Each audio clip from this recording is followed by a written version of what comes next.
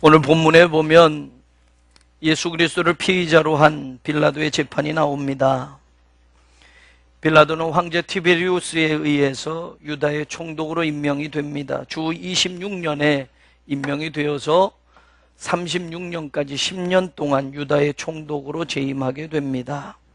그가 처음 유다에 부임하였을 때 예루살렘 성전에 로마 황제의 깃발을 세워둔 것 때문에 유대인들의 반감을 샀던 총독이기도 합니다.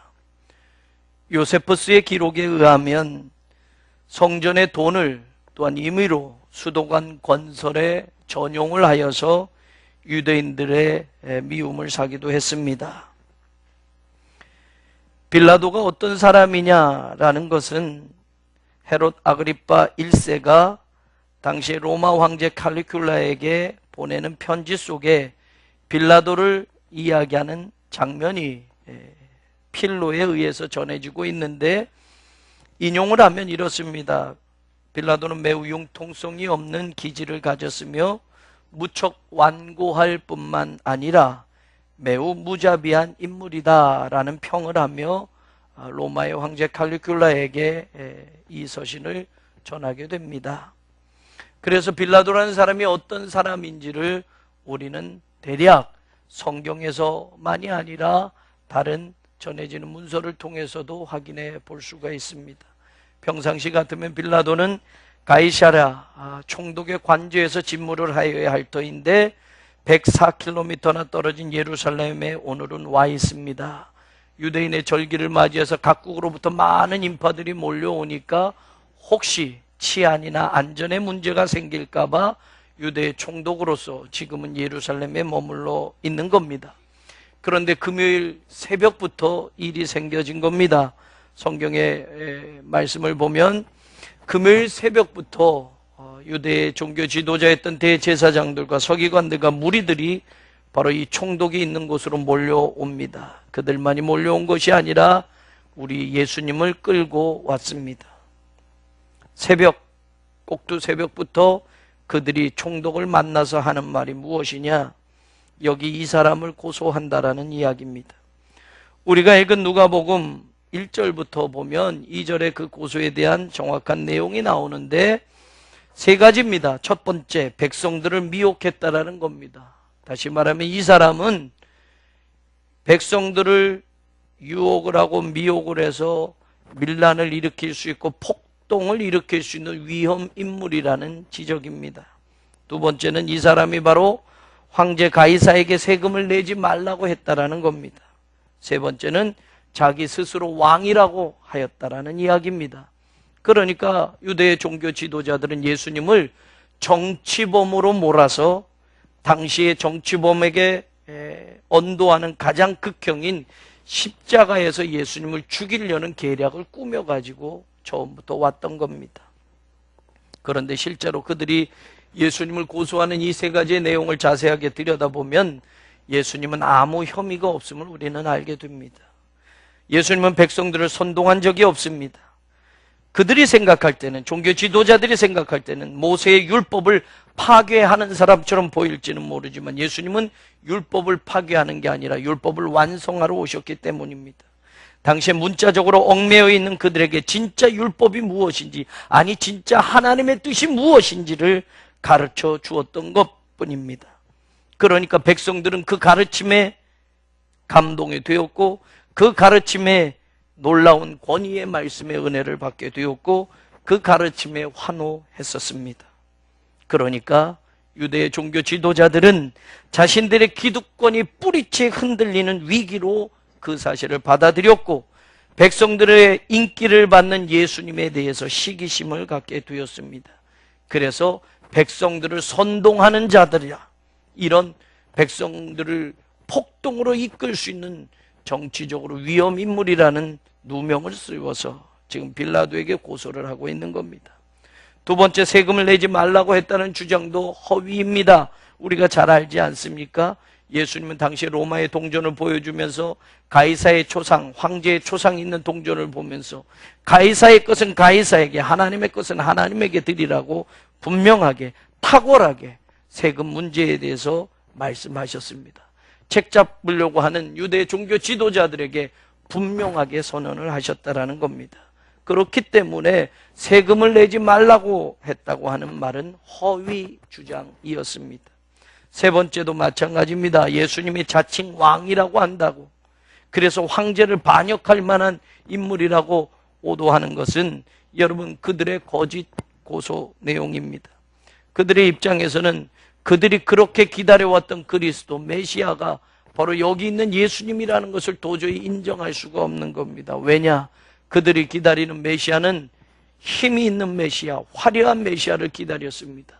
진짜 메시아가 오면 자기들의 힘으로는 어찌할 수 없는 로마 황제를 상대할 만한, 로마 정부를 무너뜨릴 만한, 다윗의 왕권을 회복할 만한 그런 능력의 메시아, 전쟁의 메시아를 기다렸는데 나사렛 출신으로 당시에 별 볼 일 없는 목수라는 직업을 가진 이 유대 청년 예수를 메시아라고 인정하는 것은 도저히 그들의 신앙과 그들이 기다려온 잘못된 그 관념으로는 인정할 수 없는 것이었습니다. 그러나 주님이 가르쳐 주시고 주장하신 내용들을 들여다보면 예수님이 당신이 유대인의 왕이다 라고 자칭하면서 다닌 그런 내용들이 없다라는 사실입니다. 노골적으로 메시아임을 드러내 본 적도 없습니다. 오히려 예수님의 기적을 보고 사람들이 사람들에게 전하려고 할 때 예수님은 아무것도 전하지 말라고 사람들에게 당부까지 했던 분입니다. 제자들조차도 예수님이 메시아라는 것을 믿지 못했던 것을 본다면 예수님이 자칭 왕이요 자칭 그리스도라고 그러고 다녔다라는 이들의 고소 내용은 허위임을 우리는 알게 됩니다. 사랑하는 여러분, 오늘 저는 이 빌라도의 재판을 여러분과 같이 다시 한번 확인해 보려고 합니다. 우리가 읽은 본문 앞에 나오는 누가복음 23장 1절부터 보면 이 내용들이 자세하게 진행되어져 있습니다. 무리들이 예수님을 끌고 빌라도를 찾아갑니다. 물론 대제사장들과 종교 지도자들도 같이 금요일 꼭두 새벽부터 빌라도를 찾아갑니다. 그리고 2절에 보면 고발하는 3개의 고소 내용을 빌라도에게 아뢰입니다. 그 고소를 접한 빌라도는 총독으로서 예수님을 신문하게 됩니다. 그리고 4절에 보면 빌라도가 대제사장들과 무리에게 이르되 내가 보니 이 사람에게 죄가 없도다 라고 생각을 하게 됩니다. 아무리 물어보고 아무리 혐의를 찾아보려고 해도 예수님은 죄가 없음이 분명하게 느껴졌다라는 겁니다. 그래서 총독이 예수님을 고소하려는 그들에게 오히려 이 사람은 죄가 없다라고 말을 합니다. 그러나 예수님을 죽이기로 작정하고 무리들을 매수해서 온 종교 지도자들은 물러서지 않습니다. 4절에 보니 더욱 강하게 말하되 라고 성경은 기록되어져 있습니다. 사람들을 선동해서 빌라도가 이야기하는 이것을 반박하면서 더욱 강력하게 말합니다. 그러면서 4절에 보면 이 사람은 유대에서부터 가르치고 갈릴리에서부터 시작해서 여기까지 와서 백성을 소동시키고 백성을 미혹하는 사람이다 라고 이야기를 합니다. 이때 빌라도는 생각을 하게 됩니다. 이것을 무자르듯 종교 지도자들이 이야기하는 이것을 예수가 죄가 없다고 그냥 돌려보내자니 자신의 종교적인 대제사장들과 지도자들과 결탁한 이 이권에 대한 생각도 무시할 수 없는 것이고, 그렇다고 죄가 없는 예수를 무작정 이 사람들의 말대로 죽이자니 그것도 정치가로서 잘못될 소지도 있는 것이고, 이 어려운 문제를 사실은 빌라도는 회피하고 싶었습니다. 그런데 그 마음을 알아주듯이 그 무리들이 강력히 이야기하면서 이 사람은 갈릴리에서부터 이 일을 해왔던 사람이다. 그러니 빌라도가 좋은 생각이 났습니다. 갈릴리? 갈릴리라면 내 관할 밖이 아니냐라는 겁니다. 빌라도는 유대의 총독입니다. 이스라엘 남부 지역이에요. 갈릴리는 북부 지역입니다. 갈릴리는 헤롯이 관할하는 지역 아니냐? 그러면 갈릴리에서부터 이 사람이 갈릴리 출신이라면 내가 관여할 게 아니구나. 헤롯에게 보내겠다. 마침 헤롯이 예루살렘에 머물고 있으니 이 사람을 헤롯에게 보내겠다라고 판결을 내립니다. 그 곤란한 문제를 회피하기 위해서 자기 나름대로는 좋은 선택을 한 것입니다.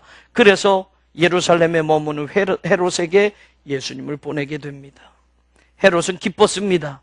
예수님을 만나는 것이 기뻤습니다. 이것은 예수님을 메시아로 만나고 예수님을 구세주로 만나는 기쁨이 아니라 단순히 사적인 관심 속에서 기뻤다라는 겁니다. 예수에 대해서 소문은 많이 들었습니다. 그가 일으킨 기적에 대해서도 많이 들었습니다. 그런데 한 번도 예수님을 만난 적이 없던 헤롯은 예수님을 보고 싶었습니다. 그리고 직접 자기 눈으로 예수님이 기적을 베푸는 것들을 보고 싶었습니다. 그러자 예수님이 자기에게 온다고 하니 너무나도 기뻤습니다. 자기의 관심을 충족시켜 줄 줄 알았습니다. 예수 앞에서 예수가 보여주는 기적을 보기를 원했던 겁니다. 그러나 예수님은 헤롯에게 아무 말씀도 안 하시고 헤롯이 요구하는 광대 같은 그런 기적을 베풀지도 않으셨습니다. 헤롯은 별 수확을 걷지 못하자 다시 예수님을 빌라도에게 돌려보냅니다. 다시 예수님이 빌라도에게 왔습니다. 여러분, 이것은 금요일 일어난 일입니다. 예수님이 금요일날 십자가에 못 박혀 죽으시게 됐는데 이른 새벽부터 이 일들이 진행되어져 있습니다. 얼마나 급박하게 움직여지는지 우리가 상상할 수 있겠지요. 다시 빌라도는 예수의 문제를 떠안게 되었습니다. 사람들은 다시 소리치면서 예수에 대해서 판결을 내리라고 합니다. 그러자 오늘 13절에 보면 빌라도가 대제사장들과 관리들과 백성들을 다시 불러 모으고 자신의 생각, 자신의 판결을 이야기합니다. 14절 보면 이르되 너희가 이 사람이 백성을 미혹하는 자라 하여 내게 끌고 왔도다. 보라, 내가 너희 앞에서 신문하였으되 너희가 고발하는 일에 대하여 이 사람에게 죄를 찾지 못하였고 라고 말합니다. 너희들이 나에게 이 사람을 고소했지만 내가 신문하고 또 신문해봐도 이 사람에게 죄를 찾을 수 없다라고 분명히 말을 하고 있습니다. 그러면서 헤롯의 이야기까지 합니다. 내가 헤롯의 관할이라서 헤롯에게까지도 보냈는데 헤롯도 죄가 없으니 나한테 돌려보낸 것 아니냐라고 말을 합니다. 너희들 말대로 이 사람을 죽일 만한 죄가 없다라고 말합니다. 그러면서 한 가지 미봉책을 제시합니다. 유대 지도자들은 무시할 수는 없으니 아무리 죽일 죄를 찾아보려고 해도 죄는 없으니 빌라도는 그러면 너희들이 죄가 있다고 하니까 죄 있는 것만큼 때려서 이 사람을 풀어주겠다라고 제시를 합니다. 이 정도 되면 타협이 될 줄 알았습니다. 죽일 수는 없고 그런 죄는 없으니 죽인다라는 건 잘못된 일이고 자기에게 해가 될 수도 있는 것이고 그렇다고 유대 종교 지도자들을 완전히 무시해서 예수를 그냥 풀어준다고 한다면 이것도 그 사람들과의 결탁된 그런 관계에서 자기가 어려움을 처하게 될 것을 생각하니 미봉책으로 제시한 것은 예수를 매질을 해서 풀어주겠다라는 겁니다. 그 제안에 무리들은 당연히 협의를 하지 않습니다. 왜? 그들은 처음부터 예수를 죽이려고 작정하고 온 사람들이기 때문에 그렇습니다. 18절에 보면 무리가 일제히 소리질러 약속이나 한 듯이 빌라도가 그렇게 이야기하죠. 소리 지릅니다. 아니다, 아니다라는 겁니다. 그러면서 오늘 누가복음에는 이 사람을 없이 하고 바라바를 우리에게 놓아주소서 하니라는 말로 바로 연결이 되는데 사실은 마태복음 27장에 보면 이거에 대한 자세한 내용이 또 나오고 있습니다. 빌라도는 자기가 미봉책으로 제시한 예수를 때려서 풀어주겠다라는 것도 그들과 협상이 안 되니 빌라도는 또 한 가지 꾀를 냅니다. 그게 뭐냐?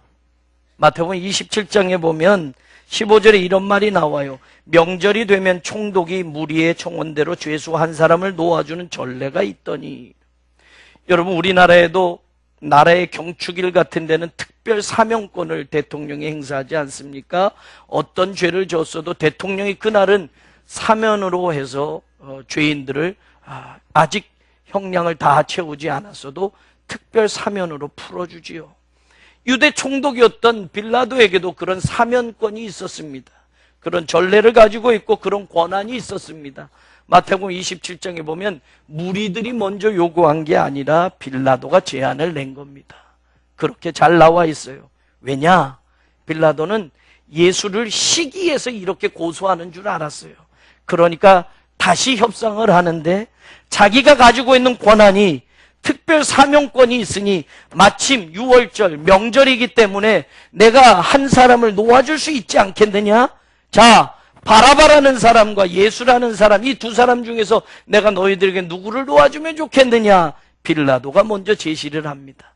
바라바는요, 여러분, 극악한 살인자였습니다. 그러니까 바라바는 십자가에서 죽어야 될 사람이었어요. 그러니까 빌라도가 생각했을 때 이런 극악무도한 죄를 지고 사람을 죽인 살인자를 내놓겠느냐? 아니면 시기에서, 단순히 종교적인 문제로 시기에서 예수를 고소한 것으로 착각한 이 빌라도가 예수를 이야기하면 당연히 사람들이 바라바가 아니라 예수를 풀어주라고 그럴 줄 알았어요. 살인자를 풀어주고 극악무도한 살인죄를 저지른 저 사람을 풀어주라고 할 꿈에도 생각을 못했는데, 오히려 자기가 제시한 그 안을 백성들은 옳거니 받으며 바라바를 풀어주소서라고 말을 합니다. 마태복음 27장에는요 24절에 이런 표현이 나와요. 빌라도가 아무 성과도 없이 도리어 밀란이 나려는 것을 보고라. 이것까지 자기의 권한을 활용해서 이 사람들과 타협을 하려고 했는데 아무 성과도 거치 못하고 오히려 극악무도한 바라바를 풀어주게 생겼다라는 겁니다. 백성들은, 더 매수된 백성들은 소리를 지릅니다. 21절에 보면 그들은 소리 질러 이르되 그를 십자가에 못 박게 하소서, 십자가에 못 박게 하소서라고 소리를 칩니다. 결국 빌라도는 그들의 큰 소리에 재촉함에 예수 그리스도를 십자가에 못 박기를 구하니 23절에 그들의 소리가 이긴지라 라고 누가는 기록해 주고 있습니다.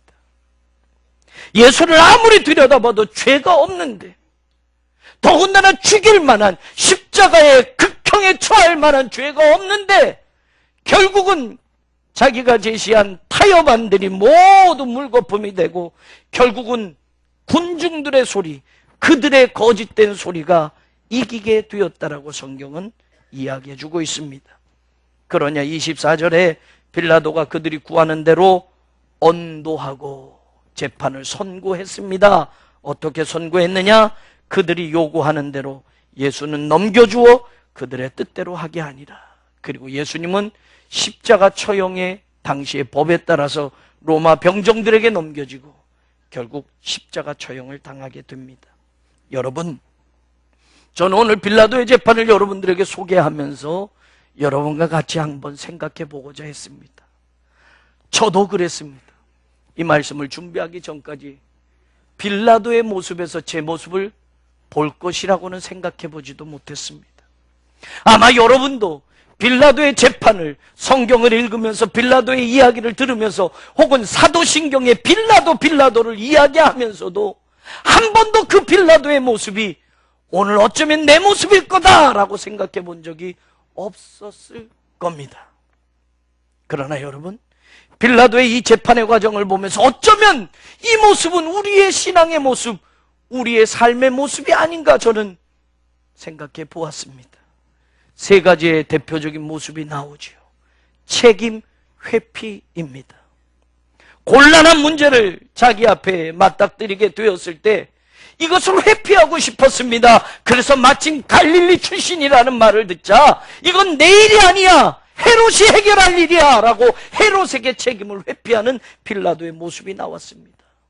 두 번째는 그것도 해결이 안 되자 예수를 그러면 매질을 해서 풀어주겠다라는 미봉책을 제시합니다.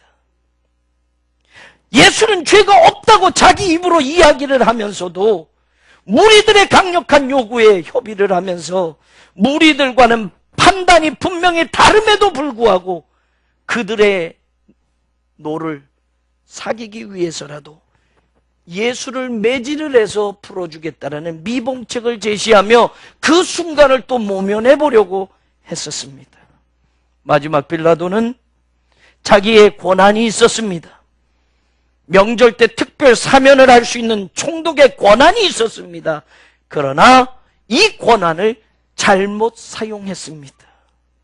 그 권한으로 예수를 풀어줄 수도 있음에도 불구하고 바라바에게 악명 높은 살인자라고 표현된 이 바라바를 무리들의 요구에 따라 풀어주고 오히려 예수를 십자가에 못 박아 죽이는 잘못된 권한을 행사했다라는 겁니다. 우리도 인생을 살다 보면 때로는 이 일이 왜 내 인생 앞에 왔을까? 이 곤란한 문제가 왜 내 앞에 있을까?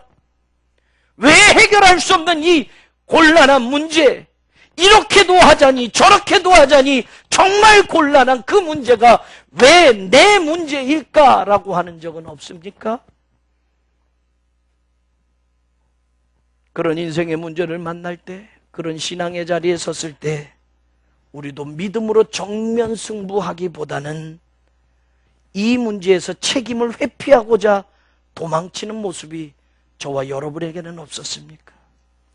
때로는 얄팍한 세상의 경험이나 세상의 지식, 내 머리의 수준으로 미봉책을 제시하며 세상과 적당히 타협하면서 세상도 한 발, 신앙생활도 한 발 들여놓으며 빌라도처럼 그렇게 인생의 문제를 해결하려고 했던 적은 없습니까?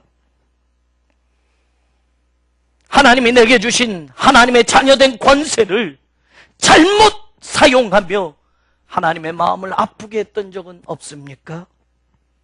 성경은 분명히 하나님의 자녀된 권세를 주셨다고 우리에게 말 안 하는데, 이 땅에 살면서 하나님의 자녀는커녕 세상에 패배하는, 세상과 타협하는 비겁한 자의 모습으로 우리가 때때로는 카멜레온처럼 그렇게 변해가면서 살아오지는 않았습니까? 여러분, 솔직하게 한번 물어봅시다. 정말로 그리스도에게 전심으로 헌신한다라는 것 쉬운 일 아닙니다. 예수 그리스도를 믿고 사랑하면 더욱더 그분에게 다가가야 하고, 더욱더 교회에 수고하고 봉사해야 하고, 그리스도에게 전심으로 헌신하여야 되는 것 분명히 아는데, 전심으로 헌신하고자 한다면 정말로 힘들고 부담스럽다는 것 우리는 압니다. 우리도 세상 사람들처럼 열심히 한 주간 일하고 모처럼 주말이면 늦잠 자고 싶지 않습니까? 가족들 손잡고 벚꽃이 휘날리는 이 화창한 봄날에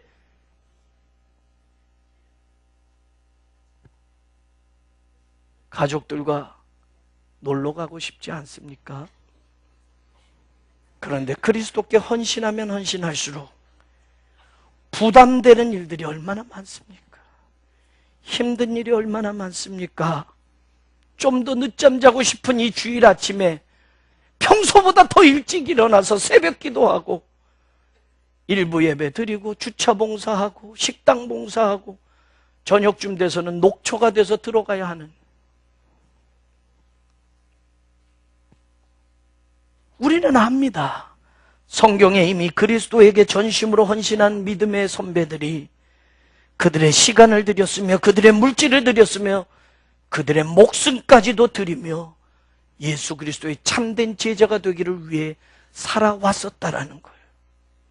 우리 교회 안에도 믿음의 선배들의 발자국을 보면 그들의 눈물과 수고와 헌신이 없었다면 우리 교회가 여기까지 오지 못했을 거라는 것 우리도 압니다. 그렇기 때문에 그리스도에게 헌신한다라는 것, 더 열심히 교회를 섬긴다라는 건 가까이 가면 갈수록, 예수님에게 가까이 다가가면 다가갈수록 때로는 힘들고 부담스러운 일들이 얼마나 많은지 모릅니다. 그래서 빌라도처럼 책임을 회피하고 싶을 때도 있습니다. 적당히 세상적인 방법과 함께 미봉책을 가지고 살아가고 싶을 때도 있습니다. 편리한 핑곗거리를 찾아볼 때도 있습니다. 내가 해야 할 분명한 신앙의 결단을 다른 사람의 것인 양 미루어 보고 현실적으로 타협을 시도하면서 결국에는 세상의 소리가 이기도록 우리가 물러나고 넘겨주지 말아야 할 예수 그리스도까지 세상에 넘겨주면서 빌라도처럼 손을 씻으며 내 책임 아니야 라고 발을 빼려 했던 그런 인생은 우리들 가운데 없었습니까? C.S. 루이스는 그리스도인을 향하여 말합니다. 천국을 지향하면 세상을 덤으로 얻을 것이다. 그러나 세상을 지향하면 둘 다 잃을 것이다.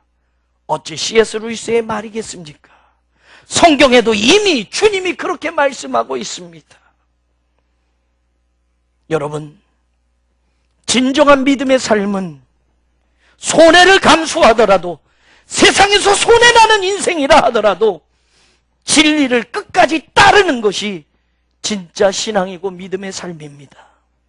당장은 어려움에 직면할 수 있다고 하더라도 하나님의 방법을 포기해서는 안 되는 것이 진짜 믿음의 삶입니다. 우리를 일주일에 한 번 교회에 나오는 종교인으로 살라고 예수님이 십자가에서 죽으신 것이 아니라 이 땅에서도 하늘의 사람처럼, 이 세상에서도 하나님의 나라를 건설하는 하나님의 백성처럼 매일 살라고 예수님이 십자가에서 죽으신 것입니다. 오늘 빌라도의 재판을 보면서 우리는 무엇을 생각할 수 있습니까?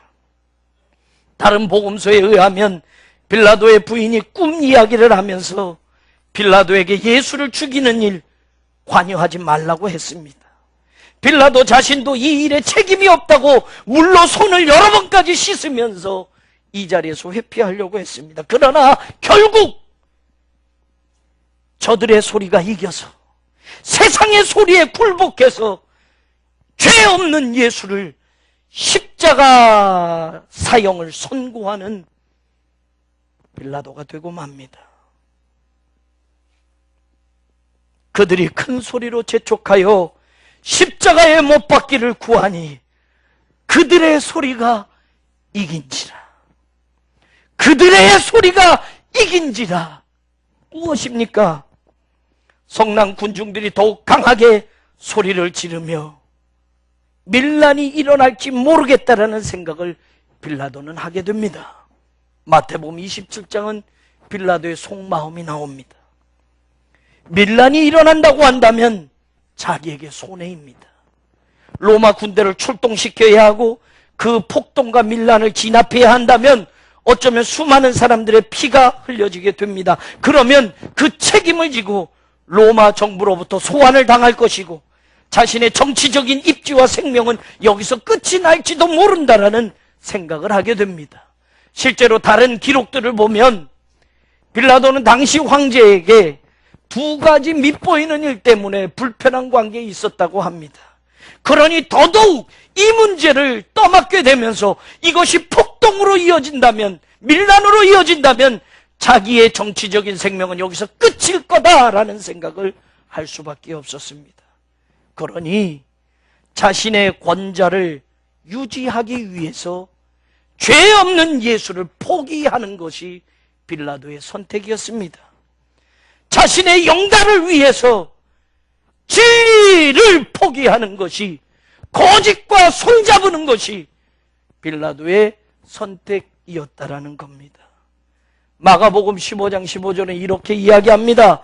빌라도가 무리에게 만족을 주고자 하여 바라바는 놓아주고 예수는 채찍질하고 십자가에 못 박히게 넘겨주니라.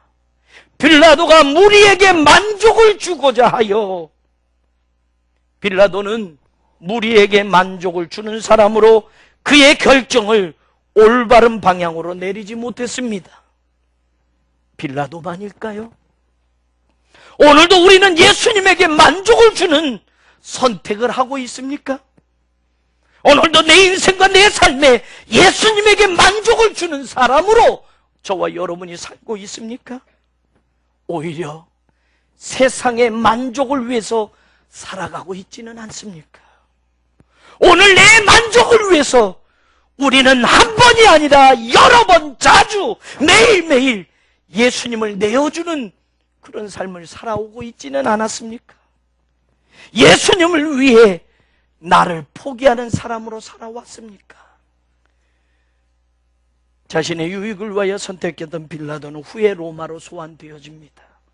성경에 나와 있지 않지만 다른 역사의 기록에는 결국 그는 10년의 짧은 총독직, 그것을 마감하고 로마의 세 번째 황제인 칼리큘라로부터 사형 집행 통보를 받습니다.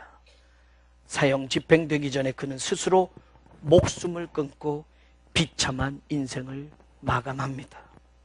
오늘 우리는 믿음을 가지고 이 땅에 살아갑니다. 오늘 우리는 하나님의 백성이라고 하면서 우리의 삶을 살아가고 있습니다.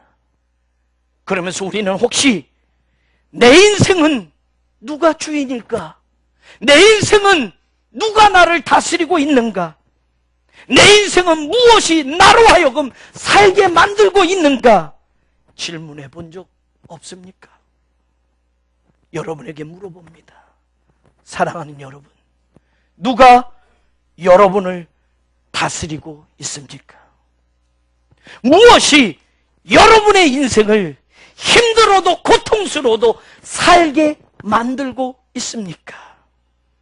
초대 기독교인들의 신앙 고백 중 가장 중요한 고백은 무엇이었습니까? 예수님이 주님입니다라는 고백이었습니다. 예수님이 나의 왕입니다라는 고백이었습니다. 그러나 동시에 그 당시의 사람들은 황제 숭배를 강요당하고 있으면서 가이사가 나의 주님이다라는 것을 고백해야만 하던 시대였습니다. 여러분, 예수님이 나의 주님입니다 라고 고백한 기독교인들이 세상으로 가서는 고개를 돌리고 황제가 나의 주님입니다 라고 고백할 수 있었겠느냐 말이에요. 예수님은 나의 주님이다 라고 고백한 그 사람들은 황제는 나의 주님이 될 수 없습니다를 선언하면서 삶으로 살았다라는 사실입니다. 그 삶은 죽음밖에 없었습니다. 황제가 주님이 아니라고 고백하고 그렇게 삶을 살면 당시에 로마 황제에게 박해를 받고 죽음에 처해지게 되었던 시대였습니다. 그때 기독교인들은 우리와 똑같이 하나님을 믿는다고 하는, 우리와 똑같이 예수님을 주님으로 고백하는 그 사람들은, 예수님이 나의 주님입니다 라고 고백하는 그 사람들은 신앙이, 믿음이 삶을 치장하는 액세서리가 아니라 목숨을 걸어야만 할 인생의 전부였고 삶의 전부였다라는 겁니다. 그래서 그 고백은, 그 신앙은 자기 인생이 가장 소중한 것까지 예수 그리스도를 위하여 바치는 삶을 살게 했던 겁니다. 오늘 우리는 예수님 때문에 포기해본 경험들이 있습니까?